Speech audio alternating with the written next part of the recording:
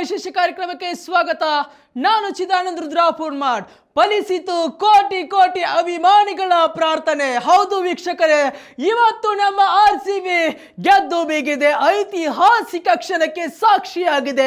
ನಮ್ಮ royal Challengers Bengaluru ತಂಡ 18 ವರ್ಷಗಳಿಂದ ಅಬಾಬಾಬಾಬಾಬಾ ಎಷ್ಟು ಹೇಳಲಿ ಈ ಒಂದು ತಂಡದ ಬಗ್ಗೆ. ಹೌದು, ಈ ಒಂದು ತಂಡಕ್ಕೆ ಹೋಗಿ ಈ ಒಂದು ಟ್ರೋಫಿಗಾಗಿ ನಮ್ಮ ಬೆಂಗಳೂರು ತಂಡ 18 ವರ್ಷಗಳಿಂದ ಕಾಯ್ತಾ ಇತ್ತು.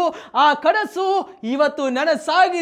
ಇವತ್ತು RCBಯ ಒಂದು ಹೈ ವೋಲ್ಟೇಜ್ ಪಂದ್ಯದಲ್ಲಿ ಪಂಜಾಬ್ ಕಿಂಗ್ಸ್ ತಂಡವನ್ನ ಪಂಚರ್ ಮಾಡಿ ನಮ್ಮ ಬೆಂಗಳೂರು ತಂಡ IPL ಕಿರೀಟಕ್ಕೆ, IPL ಟ್ರೋಫಿಗೆ ಮುತ್ತಿಕ್ಕಿ ಸಂಭ್ರಮಿಸಿ ಕುಣಿದು ಕುಪ್ಪಳಿಸಿದ್ದಾರೆ. ಆಟಗಾರರು ಮಾತ್ರವಲ್ಲ, ಇಡೀ RCB ಫ್ಯಾನ್ಸ್ಗೆ ಇದೊಂಥರ ಹಬ್ಬ. ಇವತ್ತು ರಾತ್ರಿ ನಿದ್ರೆ ಇಲ್ಲದೆ ಸಂಭ್ರಮಾಚರಣೆಯಲ್ಲಿ ತೊಡಗುವಂತಹ ದಿನ. ಇಡೀ ಬೆಂಗಳೂರು ಮಾತ್ರವಲ್ಲ, ಇಡೀ ಕರುನಾಡು ಮಾತ್ರವಲ್ಲ, ಇಡೀ ದೇಶಕ್ಕೆ ದೇಶವೇ, ಇಡೀ ಜಗತ್ತಿನಾದ್ಯಂತ RCB ಫ್ಯಾನ್ಸ್ ಈ ಒಂದು ಕ್ಷಣಕ್ಕಾಗಿ ಕಾತುರದಿಂದ ಕಾಯ್ತಾ ಇದ್ರು. ಹೌದು, ಇವತ್ತು RCB ಗೆಲುವಿಗೆ ಮುಖ್ಯ ಕಾರಣವೇನು? ಟರ್ನಿಂಗ್ ಪಾಯಿಂಟ್ ಆಗಿದ್ದಲ್ಲಿ RCB ಎಲ್ಲೋ ಸೋತು ಬಿಡುತ್ತೆ RCB ಎನ್ನುವಂತಹ ಹಂತದಲ್ಲಿ ಗೆದ್ದದ್ದೇಗೆ ನಮ್ಮ RCB ಎನ್ನುವಂಥದ್ರ ಬಗ್ಗೆ ಕೆಲವೊಂದಿಷ್ಟು ಸೀಕ್ರೆಟ್ ಮಾಹಿತಿಗಳು ರಿವೀಲ್ ಆಗಿವೆ. ಅವುಗಳನ್ನ ಇವತ್ತು ನಾನು ಹೇಳ್ತೇನೆ, ಕೇಳಿಸ್ಕೊಳ್ಳಿ. ಪ್ರಿಯ ವೀಕ್ಷಕರೇ, RCB ಟಾಸ್ ಅನ್ನ ಸೋತಂತ ಸಂದರ್ಭದಲ್ಲಿ ಎಲ್ಲೋ ಪಂದ್ಯವನ್ನ ಕಳೆದುಕೊಳ್ಳುತ್ತೆ ಎನ್ನುವಂತಹ ಆತಂಕ ಇತ್ತು. ಯಾಕಂತಂದ್ರೆ ಕಳೆದ ಕ್ವಾಲಿಫೈಯರ್ 2 ಪಂದ್ಯದಲ್ಲೂ ಕೂಡ ಇದೇ ಪಂಜಾಬ್ ಕಿಂಗ್ಸ್ ತಂಡ ಮುಂಬೈ ಇಂಡಿಯನ್ಸ್ ತಂಡವನ್ನ 203 ರನ್ ಗಳಿಸಿದ್ದೆ ಚೇಸ್ ಮಾಡಿ ಇನ್ನೂ 1 ಓವರ್ ಬಾಕಿ ಇರುವಂತೆ ಇದೇ ಗ್ರೌಂಡ್ ಅಲ್ಲಿ. ಆದ್ರೆ RCB ತಂಡ ಕಳೆದ ಕ್ವಾಲಿಫೈಯರ್ 1 ಪಂದ್ಯವನ್ನು ಚಂಡೀಗಢ್ನಲ್ಲಿ ಆಡಿತ್ತು.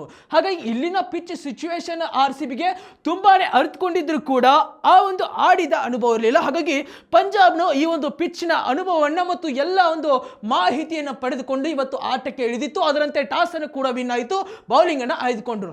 ಆದ್ರೆ RCB ಒಂದು ಬ್ಯಾಟಿಂಗ್ ಉತ್ತಮವಾಗಿದ್ರು ಕೂಡ ಅಷ್ಟು ಹೇಳಿಕೊಳ್ಳುವಂತಹ ಒಂದು ಮೊತ್ತವನ್ನು ಕಲೆ ಹಾಕಲಿಲ್ಲ ನಮ್ಮ RCB ತಂಡ.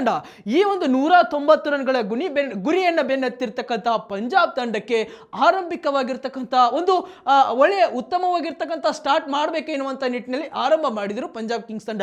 ಆದ್ರೆ ಇದನ್ನ ಕೊನೆ ತನಕ ಕೂಡ ಉಳಿಸಿಕೊಳ್ಳಲು ಆಗಲಿಲ್ಲ. ಈ ತರ ಪ್ರಿಯಾಂಶ್ ಆರ್ಯ ಅವರು ಬೇಗನೆ ವಿಕೆಟ್ ಅನ್ನು ಕೊಡ್ತಾರೆ, ಅದ್ಭುತ ಕ್ಯಾಚ್ ಅನ್ನು ಹಿಡಿತಾರೆ. ಫಿಲ್ ಸಾಲ್ಟ್ ಅವರು ಓಪನಿಂಗ್ ಅನ್ನ ವಿಕೆಟ್ ತಂದು ಕೊಡ್ತಾರೆ ನಮ್ಮ RCBಗೆ. ಸಾಲ್ಟ್ ಅವರು ಅದ್ಭುತವಾಗಿರ್ತಕ್ಕಂತಹ ಕ್ಯಾಚ್ ಅನ್ನು ಪಡೆದಿರುವಂತದ್ದು ಒಂದು ಟರ್ನಿಂಗ್ ಪಾಯಿಂಟ್. ಆದ್ರೆ ಅತ್ತ ಮತ್ತೆ ನಮ್ಮ ಪ್ರಭ್ ಸಿಮ್ರನ್ ಸಿಂಗ್ ಅವರು ಕೂಡ ಉತ್ತಮವಾಗಿರ್ತಕ್ಕಂತಹ ಆಟವನ್ನು ಆಡ್ತಾ ಇರ್ತಾರೆ. ಅವರು ಕೂಡ ಬೇಗನೆ ವಿಕೆಟ್ ಅನ್ನು ಕೊಳ್ಕೊಳ್ತಾರೆ. ಇನ್ನೊಂದು ಬಹುಮುಖ್ಯವಾಗಿ RCBಗೆ ಮೇನ್ ಟರ್ನಿಂಗ್ ಪಾಯಿಂಟ್ ಎಲ್ಲಿ ಅಂತಂದ್ರೆ ಅದು ಶ್ರೇಯಸ್ ಅಯ್ಯರ್. ಇದೇ ಶ್ರೇಯಸ್ ಅಯ್ಯರ್ ಇಡೀ IPL ಉದ್ದಕ್ಕೂ ಕೂಡ, ಇಡೀ IPL ಸೀಸನ್ ಉದ್ದಕ್ಕೂ ಕೂಡ ಪಂಜಾಬ್ ಕಿಂಗ್ಸ್ ತಂಡವನ್ನ ಏಕಾಂಗಿಯಾಗಿ ನಿಂತುಕೊಂಡು ಫೈನಲ್ಗೆ ತಲುಪಿಸಿದ್ರು.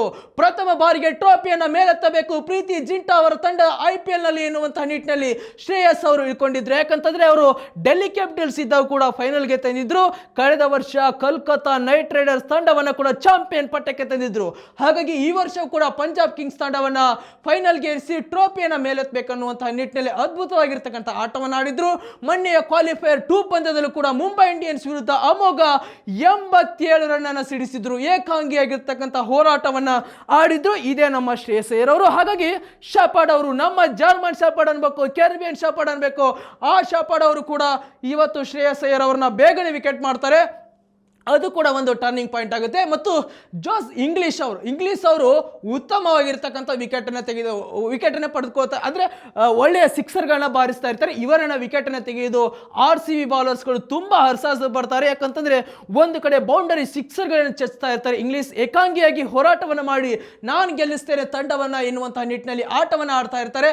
ಆದ್ರೆ ಇಂಗ್ಲಿಷ್ ಅವರು ಕೂಡ ಸಾಧ್ಯವಾಗುವುದಿಲ್ಲ. ಇಂಗ್ಲಿಷ್ ಅವರ ಬೇಗನೆ ವಿಕೆಟ್ ಅನ್ನು ತೆಗೆದುಕೊಳ್ತಾರೆ. ನಮ್ಮ ಕೃಣಾಲ್ ಪಾಂಡ್ಯ ಅವರಿಗೆ ವಿಕೆಟ್ ಒಪ್ಪಿಸ್ತಾರೆ ಇಂಗ್ಲಿಷ್ ಅವರು. ನಂತರ ಬಂದಿರತಕ್ಕಂತಹ ಸ್ಟೋಯ್ನಿಸ್ ಅವರು ಮೊದಲ ಬಾಲಲ್ಲಿ ಸಿಕ್ಸರ್ ಗಟ್ಟಿ ಒಂದು ಪಂಜಾಬ್ ತಂಡವನ್ನ ಗೆಲ್ಲಿಸಬೇಕು ಎನ್ನುವಂತಹ ಧ್ಯೇಯದೊಂದಿಗೆ ಬರ್ತಾರೆ. ಆರಂಭದಲ್ಲಿ ಹೊಡಿಬಡಿ ಆಟಕ್ಕೆ ಇಳಿತಾರೆ.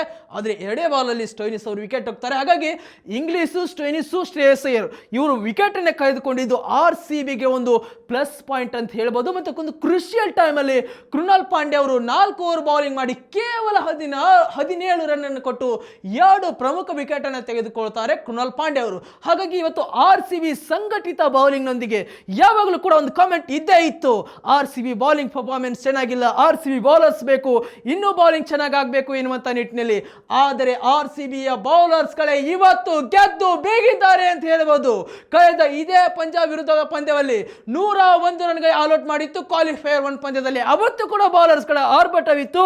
ಇವತ್ತು ನಮ್ಮ ಬೆಂಗಳೂರು ತಂಡದ ಬೌಲರ್ಸ್ಗಳ ಆರ್ಭಟ ಹೆಚ್ಚಿಗಿತ್ತು. ಹಾಗಾಗಿ ಇವತ್ತು ಎಲ್ಲ ಗೆಲುವಿನ ಶ್ರೇಯವನ್ನ ಬೌಲರ್ಸ್ಗಳಿಗೆ ಸಲ್ಲಬೇಕಾಯಿತು. ಹಾಗಾಗಿ ಇವತ್ತು ಇಲ್ಲೇ ಗೆಲುವಿನ ಟರ್ನಿಂಗ್ ಪಾಯಿಂಟ್ ಅಂತ ಹೇಳ್ಬೋದು. ಇನ್ನು ಸಾಕಷ್ಟು IPL ಟ್ರೋಫಿಯ ಇಂಟ್ರೆಸ್ಟಿಂಗ್ ಸ್ಟೋರಿಗಳಿದೆ, ಅದನ್ನ ಈ ವಿಡಿಯೋದಲ್ಲಿ ಬೇಡ, ಮತ್ತೆ ಮುಂದಿನ ವಿಡಿಯೋದೊಂದಿಗೆ ಬರ್ತೇನೆ.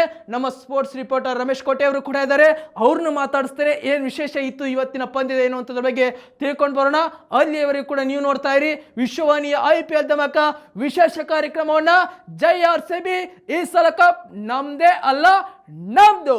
ನಮಸ್ಕಾರ.